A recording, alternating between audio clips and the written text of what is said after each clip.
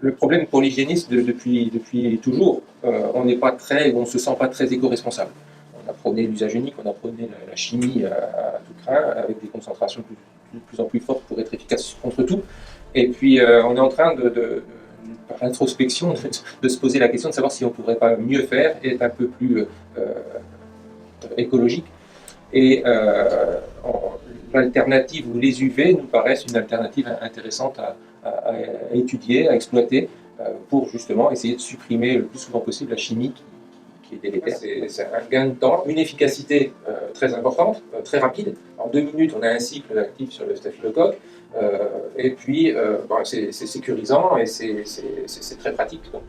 Donc là, on est vraiment dans un outil, encore une fois, efficace, rapidement efficace et simple d'utilisation pour la désinfection de la multitude d'objets de la vie courante hospitalière.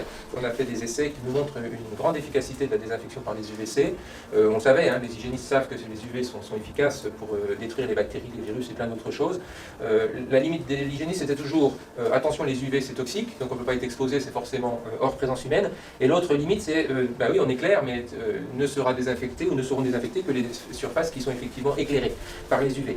Et donc avec ce risque d'avoir des zones d'ombre qui elles ne seraient pas désinfectées. Donc là on a une solution intéressante puisqu'on est hors contact avec l'homme bien sûr, et puis les lampes sont disposées de telle façon qu'on n'a aucune zone d'ombre sur les surfaces que l'on veut désinfecter.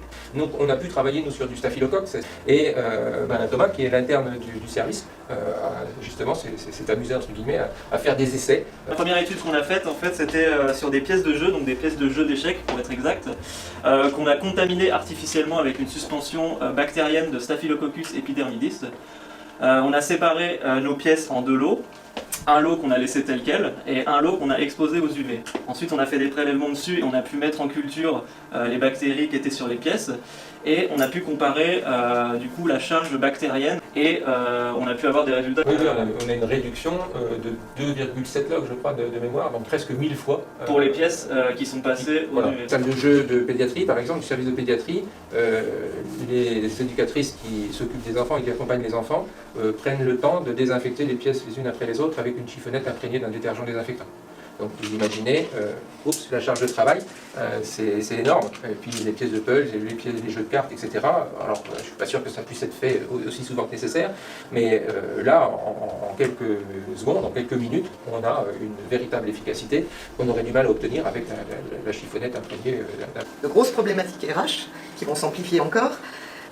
Nous avons effectivement la consommation de produits chimiques qui sont pas très agréables à supporter, ni pour les soignants, ni pour les soignés, notamment les enfants, effectivement. Tout ce qu'on peut mettre en décontamination qui résiste très très mal à l'immersion, je pense actuellement aux lunettes de protection, tout ce qui est PVC et qu'on utilise pour le Covid, qu'on peut très bien imaginer traiter dans cette machine avec donc des économies énormes de ressources humaines. Là c'est la cadre qui parle, et la soignante.